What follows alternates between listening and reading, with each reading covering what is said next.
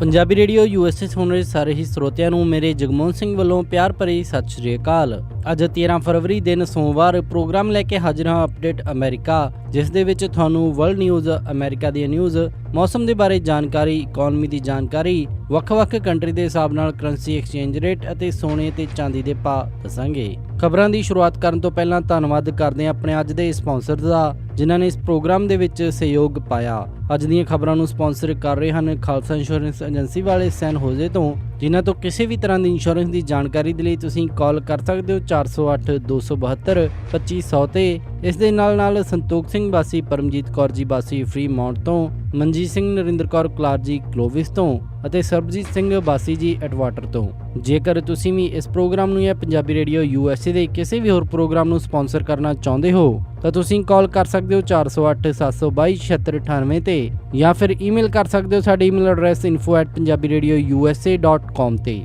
ਹੁਣ ਵਧਦੇ ਹਾਂ ਖਬਰਾਂ ਦੇ ਵੱਲ ਤੇ ਪਹਿਲਾਂ ਚੋਣਵੀਆਂ ਖਬਰਾਂ। ਔਰਵਿਲ ਡੈਮ ਤੇ ਆਇਆ ਸੰਕਟ ਇਸ ਹਫ਼ਤੇ ਪੈਣ ਵਾਲੇ ਭਾਰੇ ਮੀਂਹ ਕਾਰਨ ਹੋਰ ਜ਼ਿਆਦਾ ਵੱਧ ਸਕਦਾ ਹੈ। ਰਾਸ਼ਟਰਪਤੀ ਟਰੰਪ ਦੇ ਨੈਸ਼ਨਲ ਸਿਕਿਉਰਿਟੀ ਐਡਵਾਈਜ਼ਰ ਮਾਈਕਲ ਫਲਿਨ ਦੀ ਕੁਰਸੀ ਜਾ ਸਕਦੀ ਹੈ। ਕੈਨੇਡਾ ਦੇ ਪ੍ਰਧਾਨ ਮੰਤਰੀ ਜਸਟਿਨ ਟਰੂਡੋ ਅਮਰੀਕੀ ਦੌਰੇ ਤੇ। ਤਾਈਵਾਨ ਦੇ ਵਿੱਚ ਬੱਸ ਕ੍ਰੈਸ਼ ਹੋਈ, ਜਿਸ ਦੇ ਕਾਰਨ 32 ਲੋਕਾਂ ਦੀ ਮੌਤ। ਪਾਕਿਸਤਾਨ ਲਾਹੌਰ ਦੇ ਵਿੱਚ ਹੋਏ ਬੰਬ ਬਲਾਸਟ ਦੇ ਵਿੱਚ DIG ਅਤੇ SSP ਸਮੇਤ 16 ਲੋਕਾਂ ਦੀ ਮੌਤ। ਮੇਨ ਸਟੇਟ ਦੇ ਇੱਕ ਟਾਊਨ ਦੇ ਵਿੱਚ ਹੋਈ ਭਾਰੀ ਬਰਫ਼ਬਾਰੀ। ਡਕੋਟਾ ਪਾਈਪਲਾਈਨ ਮਾਮਲੇ ਦੇ ਵਿੱਚ ਆਖਰੀ ਲਿੰਕ ਦਾ ਜੋੜ ਰੋਕਣ ਤੇ ਜੱਜ ਦੀ ਮਨਾਹੀ। ਹੁਣ ਖਬਰਾਂ ਵਿਸਤਾਰ ਦੇ ਨਾਲ।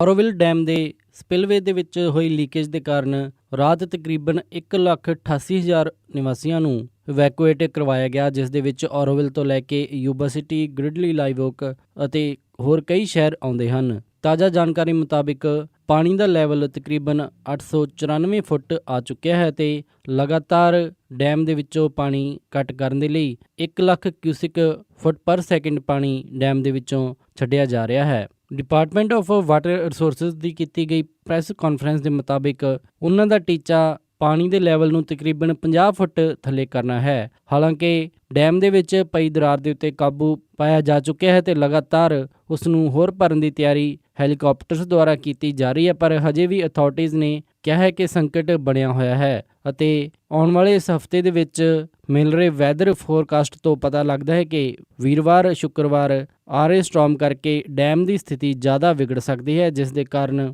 ਅਧਿਕਾਰੀ ਕੋਈ ਵੀ ਖਤਰਾ ਨਹੀਂ ਲੈਣਾ ਚਾਹੁੰਦੇ ਅਤੇ ਲਗਾਤਾਰ ਇਸ ਦੀ ਮੁਰੰਮਤ ਕਰਨ ਦੇ ਵਿੱਚ ਲੱਗੇ ਹੋਏ ਹਨ। ਔਰੋਵਿਲ ਡੈਮ ਅਮਰੀਕਾ ਦਾ ਸਭ ਤੋਂ ਉੱਚਾ ਅਤੇ ਦੂਸਰਾ ਸਭ ਤੋਂ ਵੱਡਾ ਡੈਮ ਹੈ। ਔਰੋਵਿਲ ਡੈਮ ਦੇ ਵਿੱਚੋਂ ਲਗਾਤਾਰ ਛੱਡੇ ਜਾ ਰਹੇ ਪਾਣੀ ਕਰਕੇ ਫੈਦਰ ਰਿਵਰ ਅਤੇ ਇਸ ਦੇ ਆਸ-ਪਾਸ ਹੋਰ ਰਿਵਰਸ ਦੇ ਪਾਣੀ ਦੇ ਵਿੱਚ ਕਾਫੀ ਵਾਧਾ ਹੋਇਆ ਤੇ ਉਹਨਾਂ ਦਾ ਲੈਵਲ ਕਾਫੀ ਉੱਤੇ ਚੱਲ ਰਿਹਾ ਹੈ। ਅਧਿਕਾਰੀਆਂ ਨੇ ਯੂਬਾ ਸਿਟੀ, ਗਿਊਟ ਕਾਉਂਟੀ, ਸਟਰ ਕਾਉਂਟੀ ਅਤੇ ਇਸ ਦੇ ਨਜ਼ਦੀਕ ਵਸਦੇ ਹੋਏ ਸ਼ਹਿਰਾਂ ਨੂੰ ਲਗਾਤਾਰ ਇਹ ਹਦਾਇਤਾਂ ਦਿੱਤੀਆਂ ਹਨ ਕਿ ਉਹ ਸੇਫ ਜਗ੍ਹਾ ਤੇ ਉੱਚੀ ਜਗ੍ਹਾ ਦੇ ਉੱਤੇ ਰਹਿਣ ਅਤੇ ਇਸ ਨੂੰ ਲੈ ਕੇ ਕਈ ਜਗ੍ਹਾ ਦੇ ਉੱਤੇ ਸ਼ੈਲਟਰ ਵੀ ਖੁੱਲ੍ਹੇ ਹਨ। ਸੈਕਰਾਮੈਂਟੋ ਦੇ ਵਿੱਚ ਸਿੱਖ ਭਾਈਚਾਰੇ ਵੱਲੋਂ ਵੀ ਤਕਰੀਬਨ ਹਰ ਇੱਕ ਗੁਰਦੁਆਰਾ ਸਾਹਿਬ ਦੇ ਵਿੱਚ ਰਹਿਣ ਦਾ ਅਤੇ ਖਾਣ ਪੀਣ ਦਾ ਬੰਦੋਬਸਤ ਕੀਤਾ ਗਿਆ ਹੈ ਅਤੇ ਗੁਰੂ ਕਾ ਲੰਗਰ 24 ਘੰਟੇ ਚੱਲ ਰਿਹਾ ਹੈ।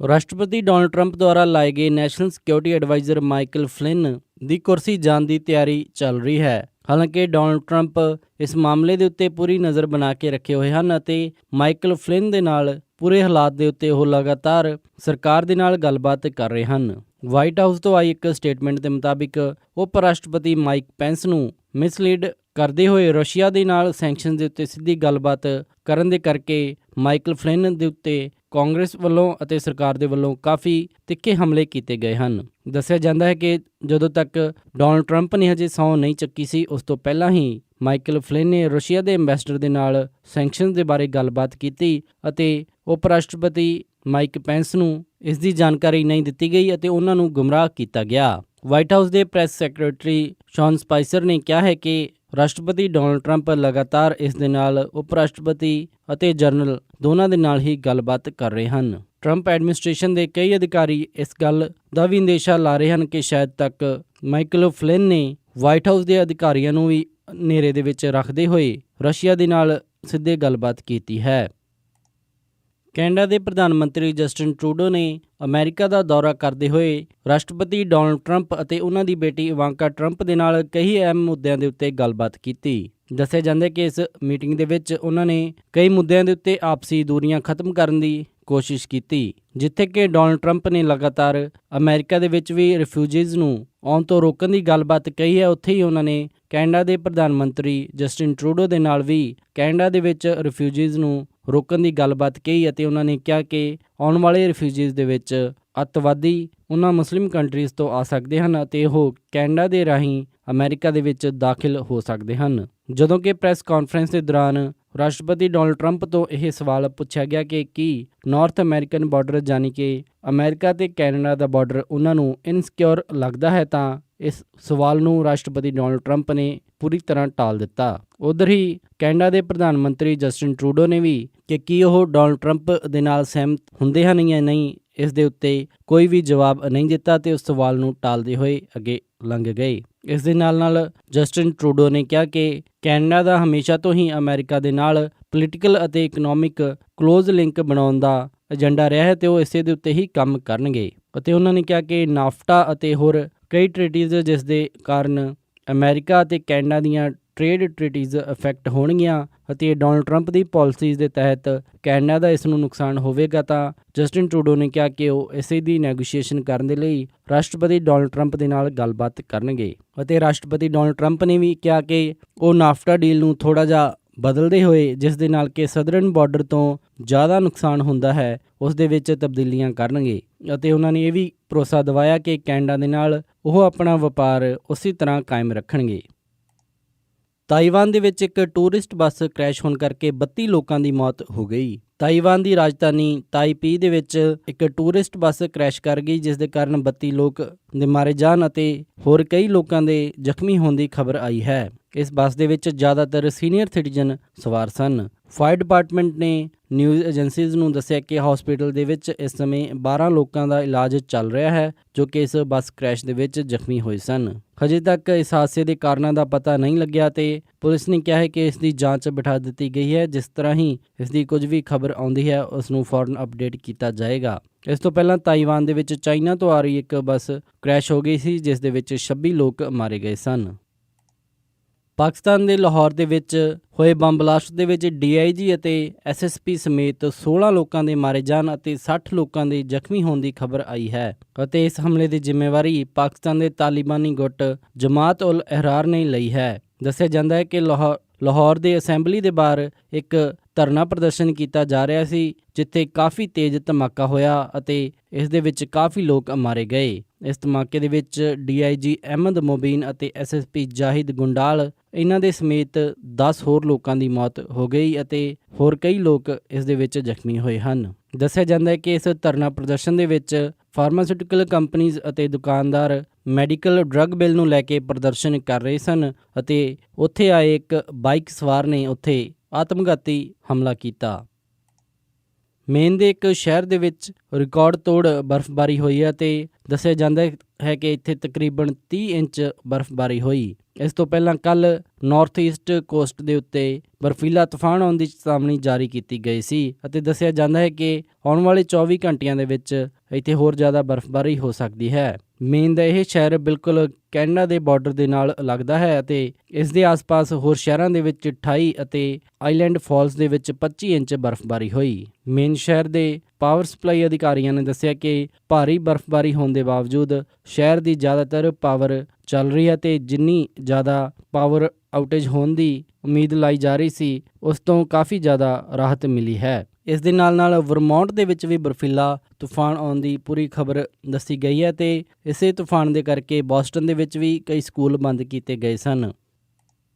ਡਕੋਟਾ ਐਕਸੈਸ ਪਾਈਪਲਾਈਨ ਮਾਮਲੇ ਦੇ ਵਿੱਚ ਨੇਟਿਵ ਇੰਡੀਅਨ ਟ੍ਰਾਈਬਸ ਦੀ ਅਪੀਲ ਕੋਰਟ ਨੇ ਖਾਰਿਜ ਕਰ ਦਿੱਤੀ ਹੈ, ਜਿਸ ਦੇ ਵਿੱਚ ਟਰਾਈਬਸ ਨੇ ਕੋਰਟ ਦੇ ਵਿੱਚ ਇਹ ਅਪੀਲ ਦਾਇਰ ਕੀਤੀ ਸੀ ਕਿ ਜੋ ਆਖਰੀ ਲਿੰਕ ਡਕੋਟਾ ਐਕਸੈਸ ਪਾਈਪਲਾਈਨ ਨੂੰ ਜੋੜਨ ਦਾ ਬਚਿਆ ਹੈ ਉਸ ਨੂੰ ਰੋਕ ਦਿੱਤਾ ਜਾਏ, ਪਰ ਕੋਰਟ ਨੇ ਫੈਸਲਾ ਸੁਣਾਉਂਦੇ ਹੋਏ ਉਹਨਾਂ ਦੀ ਇਹ ਅਪੀਲ ਰਿਜੈਕਟ ਕਰ ਦਿੱਤੀ ਹੈ। ਨੇਟਿਵ ਇੰਡੀਅਨਸ ਦੀ ਇਹ appeal US district court Washington DC ਦੇ ਵਿੱਚ ਜੱਜ ਜੇਮਸ ਬੋਸਬਰਗ ਦੇ ਅੱਗੇ ਕੀਤੀ ਗਈ ਸੀ, ਜਿਨ੍ਹਾਂ ਨੇ ਇਸ ਦੇ ਉੱਤੇ ਫੈਸਲਾ ਸੁਣਾਉਂਦੇ ਹੋਏ ਇਸ ਅਪੀਲ ਨੂੰ ਖਾਰਿਜ ਕਰ ਦਿੱਤਾ। ਅਪੀਲ ਦੇ ਖਾਰਿਜ ਹੁੰਦੇ ਹੀ ਹੁਣ ਇਸ ਦੇ ਅੱਗੇ ਜਿੰਨੀਆਂ ਵੀ ਕਾਨੂੰਨੀ ਅੜਚਨਾਂ ਸਨ ਉਹ ਦੂਰ ਹੋ ਗਈਆਂ ਹਨ ਅਤੇ ਦੱਸਿਆ ਜਾ ਰਿਹਾ ਕਿ $3.8 ਬਿਲੀਅਨ ਦੀ ਇਹ ਪਾਈਪਲਾਈਨ, ਜਿਸ ਨੂੰ ਕਿ ਪੂਰਾ ਕਰਨ ਦਾ ਐਗਜ਼ੀਕਿਊਟਿਵ ਆਰਡਰ ਰਾਸ਼ਟਰਪਤੀ ਡੋਨਲਡ ਟਰੰਪ ਨੇ ਜਨਵਰੀ ਦੇ ਵਿੱਚ ਹੀ ਇਸ਼ੂ ਕਰ ਦਿੱਤਾ ਸੀ, ਹੁਣ ਆਰਮੀ ਕਾਰਪਸ ਆਫ ਇੰਜੀਨੀਅਰਸ ਪੂਰਾ ਕਰਨਗੇ। ਹਾਲਾਂਕਿ ਇਸ ਦੀ ਇੱਕ ਆਖਰੀ ਅਪੀਲ 27 ਫਰਵਰੀ ਨੂੰ ਟਰਾਈਬਸ ਦੁਆਰਾ ਕੀਤੀ ਗਈ ਹੈ, ਜਿਸ ਦੀ ਸੁਣਵਾਈ 27 ਫਰਵਰੀ ਨੂੰ ਹੋਵੇਗੀ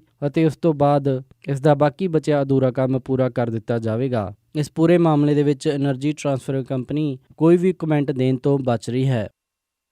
ਇਹ ਸਨ ਅੱਜ ਦੀਆਂ ਕੁਝ ਖਾਸ ਖਬਰਾਂ ਤੇ ਹੁਣ ਵੱਧਦੇ ਹਾਂ ਮੌਸਮ ਦੀ ਜਾਣਕਾਰੀ ਦੇ ਵੱਲ। ਮੰਗਲਵਾਰ ਨੂੰ ਸੈਨ ਹੋਜ਼ੇ ਦੇ ਵਿੱਚ ਹਾਈ ਟੈਂਪਰੇਚਰ ਰਹੇਗਾ 68 ਡਿਗਰੀ ਅਤੇ ਰਾਤ ਨੂੰ ਲੋ ਟੈਂਪਰੇਚਰ 49 ਡਿਗਰੀ। ਸੈਨ ਫਰਾਂਸਿਸਕੋ ਦੇ ਵਿੱਚ 63 ਡਿਗਰੀ ਹਾਈ ਅਤੇ ਰਾਤ ਨੂੰ 50 ਡਿਗਰੀ ਲੋ। ਸੈਕਰਾਮੈਂਟੋ ਦੇ ਵਿੱਚ 66 ਡਿਗਰੀ ਹਾਈ ਅਤੇ ਰਾਤ ਨੂੰ 46 ਡਿਗਰੀ ਲੋ। ਯੂਬਾ ਸਿਟੀ ਦੇ ਵਿੱਚ 66 ਡਿਗਰੀ ਹਾਈ ਅਤੇ ਰਾਤ ਨੂੰ 46 ਡਿਗਰੀ ਲੋ। ਸਟਾਕਟਨ ਦੇ ਵਿੱਚ 67 ਡਿਗਰੀ ਹਾਈ ਅਤੇ ਰਾਤ ਨੂੰ 45 ਡਿਗਰੀ ਲੋ ਰਹੇਗਾ। ਟ੍ਰੇਸੀ ਦੇ ਵਿੱਚ 67 ਡਿਗਰੀ ਹਾਈ ਅਤੇ ਰਾਤ ਨੂੰ 44 ਡਿਗਰੀ ਲੋ। ਮੋਡੈਸਟੋ ਦੇ ਵਿੱਚ 67 ਡਿਗਰੀ ਹਾਈ ਅਤੇ ਰਾਤ ਨੂੰ 45 ਡਿਗਰੀ ਲੋ। ਫਰੈਜ਼ਨੋ ਦੇ ਵਿੱਚ 67 ਡਿਗਰੀ ਹਾਈ ਅਤੇ ਰਾਤ ਨੂੰ 44 ਡਿਗਰੀ ਲੋ।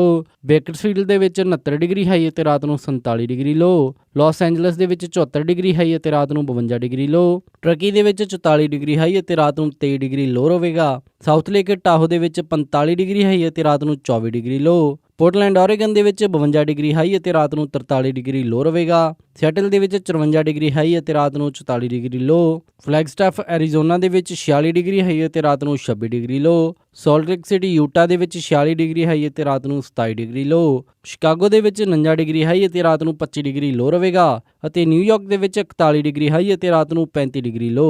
ਟੋਰਾਂਟੋ ਕੈਨੇਡਾ ਦੇ ਵਿੱਚ 4 ਡਿਗਰੀ ਸੈਲਸੀਅਸ ਹਾਈ ਅਤੇ ਰਾਤ ਨੂੰ -1 ਡਿਗਰੀ ਸੈਲਸੀਅਸ ਲੋ ਰਹੇਗਾ। ਵਿਨੀਪੈਗ ਦੇ ਵਿੱਚ -4 ਡਿਗਰੀ ਸੈਲਸੀਅਸ ਹਾਈ ਅਤੇ ਰਾਤ ਨੂੰ -13 ਡਿਗਰੀ ਸੈਲਸੀਅਸ ਲੋ। ਕੈਲਗਰੀ ਦੇ ਵਿੱਚ 8 ਡਿਗਰੀ ਸੈਲਸੀਅਸ ਹਾਈ ਅਤੇ ਰਾਤ ਨੂੰ -2 ਡਿਗਰੀ ਸੈਲਸੀਅਸ ਲੋ। ਵੈਨਕੂਵਰ ਦੇ ਵਿੱਚ 13 ਡਿਗਰੀ ਸੈਲਸੀਅਸ ਹਾਈ ਅਤੇ ਰਾਤ ਨੂੰ 9 ਡਿਗਰੀ ਸੈਲਸੀਅਸ ਲੋ। ਪੰਜਾਬ ਅੰਮ੍ਰਿਤਸਰ ਦੇ ਵਿੱਚ 25 ਡਿਗਰੀ ਸੈਲਸੀਅਸ ਹਾਈ ਅਤੇ ਰਾਤ ਨੂੰ 10 ਡਿਗਰੀ ਸੈਲਸੀਅਸ ਲੋ ਰਹੇਗਾ। ਮੈਲਬਰਨ ਆਸਟ੍ਰੇਲੀਆ ਦੇ ਵਿੱਚ 20 ਡਿਗਰੀ ਸੈਲਸੀਅਸ ਹਾਈ ਅਤੇ ਰਾਤ ਨੂੰ 10 ਡਿਗਰੀ ਸੈਲਸੀਅਸ ਲੋ। ਲੰਡਨ ਦੇ ਵਿੱਚ 10 ਡਿਗਰੀ ਸੈਲਸੀਅਸ ਹਾਈ ਅਤੇ ਰਾਤ ਨੂੰ 6 ਡਿਗਰੀ ਸੈਲਸੀਅਸ ਲੋ। ਬਰਲਿਨ ਜਰਮਨੀ ਦੇ ਵਿੱਚ 4 ਡਿਗਰੀ ਸੈਲਸੀਅਸ ਹਾਈ ਅਤੇ ਰਾਤ ਨੂੰ -2 ਡਿਗਰੀ ਸੈਲਸੀਅਸ ਲੋ ਰਹੇਗਾ ਅਤੇ ਫਰਾਂਸ ਪੈਰਿਸ ਦੇ ਵਿੱਚ 14 ਡਿਗਰੀ ਸੈਲਸੀਅਸ ਹਾਈ ਅਤੇ ਰਾਤ ਨੂੰ 7 ਡਿਗਰੀ ਸੈਲਸੀਅਸ ਲੋ ਰਹੇਗਾ। ਇਹ ਸੀ ਮੌਸਮ ਦੀ ਜਾਣਕਾਰੀ। ਹੁਣ ਵੱਧਦੇ ਹਾਂ ਸਟਾਕ ਮਾਰਕੀਟ ਦੀ ਇਨਫੋਰਮੇਸ਼ਨ ਦੇ ਵੱਲ। ਸੋਮਵਾਰ ਨੂੰ ਕਲੋਜ਼ਿੰਗ ਦੇ ਸਮੇਂ ਡਾਓ ਜੋਨਸ 142 ਅੰਕ ਵੱਧ ਕੇ 20,412.16 ਤੇ ਬੰਦ ਹੋਇਆ। ਨੈਸਡੈਕ 29 ਅੰਕ ਵੱਧ ਕੇ 5763.96 ਤੇ ਬੰਦ ਹੋਇਆ। S&P 12 ਅੰਕ ਵੱਧ ਕੇ 2328.25 ਤੇ ਬੰਦ ਹੋਇਆ। ਅੱਜ ਦਾ ਸਭ ਤੋਂ ਮਸ਼ਹੂਰ ਸਟਾਕ ਟੈਸਲਾ ਦਾ ਰਿਹਾ, ਜਿਸ ਦੀ ਕੀਮਤ 280.60 ਰਹੀ ਅਤੇ ਵਿਲਸ਼ਰ 5113 ਅੰਕ ਵੱਧ ਕੇ 24,362.33 ਤੇ ਬੰਦ ਹੋਇਆ। ਕਰੰਸੀ ਐਕਸਚੇਂਜ ਰੇਟ ਦੇ ਵਿੱਚ ਇੱਕ ਅਮਰੀਕਨ ਡਾਲਰ ਦੀ ਕੀਮਤ ਰਹੀ 66 ਰੁਪਏ 94 ਪੈਸੇ, ਇੱਕ ਕੈਨੇਡੀਅਨ ਡਾਲਰ ਦੀ ਕੀਮਤ ਰਹੀ 51 ਰੁਪਏ 22 ਪੈਸੇ, ਇੱਕ ਬ੍ਰਿਟਿਸ਼ ਪਾਉਂਡ ਦੀ ਕੀਮਤ ਰਹੀ 83 ਰੁਪਏ 86 ਪੈਸੇ, ਇੱਕ ਯੂਰੋ ਦੀ ਕੀਮਤ ਰਹੀ 70 ਰੁਪਏ 98 ਪੈਸੇ, ਇੱਕ ਆਸਟ੍ਰੇਲੀਅਨ ਡਾਲਰ ਦੀ ਕੀਮਤ ਰਹੀ 51 ਰੁਪਏ 18 ਪੈਸੇ, ਇੱਕ ਨਿਊਜ਼ੀਲੈਂਡ ਡਾਲਰ ਦੀ ਕੀਮਤ ਰਹੀ 48 ਰੁਪਏ 10 ਪੈਸੇ, ਇੱਕ ਸਿੰਗਾਪੁਰ ਡਾਲਰ ਦੀ ਕੀਮਤ ਰਹੀ 47 ਰੁਪਏ 5 ਪੈਸੇ, ਇੱਕ ਬਹਿਰੀਨੀ ਦਿਨਾਰ ਦੀ ਕੀਮਤ ਰਹੀ 170 ਰੁਪਏ 62 ਪੈਸੇ, ਇੱਕ ਕੁਵੈਤੀ ਦਿਨਾਰ ਦੀ ਕੀਮਤ ਰਹੀ 219 ਰੁਪਏ 22 ਪੈਸੇ ਅਤੇ ਸੋਨੇ ਦਾ ਰੇਟ $1226.07 ਪਰ ਆਉਂਸ ਰਿਹਾ ਅਤੇ ਚਾਂਦੀ $17.82 ਪਰ ਆਉਂਸ ਰਹੀ। ਇਸੇ ਦੇ ਨਾਲ ਅੱਜ ਦਾ ਇਹ ਖਬਰਾਂ ਦਾ ਬੁਲੇਟਿਨ ਇੱਥੇ ਹੀ ਸਮਾਪਤ ਕਰਦੇ ਹਾਂ। ਇਜਾਜ਼ਤ ਦਿਓ। ਉਮੀਦ ਹੈ ਕਿ ਤੁਹਾਨੂੰ ਅੱਜ ਦਾ ਇਹ ਪ੍ਰੋਗਰਾਮ ਪਸੰਦ ਆਇਆ ਹੋਵੇਗਾ। ਕਿਸੇ ਵੀ ਤਰ੍ਹਾਂ ਦੇ ਫੀਡਬੈਕ ਦੇ ਲਈ ਤੁਸੀਂ ਸਾਨੂੰ ਕਾਲ ਕਰ ਸਕਦੇ ਹੋ 408 722 7698 ਤੇ ਜਾਂ ਫਿਰ ਈਮੇਲ ਕਰ ਸਕਦੇ ਹੋ ਸਾਡੇ ਈਮੇਲ ਐਡਰੈਸ info@punjabiradiousa.com ਤੇ।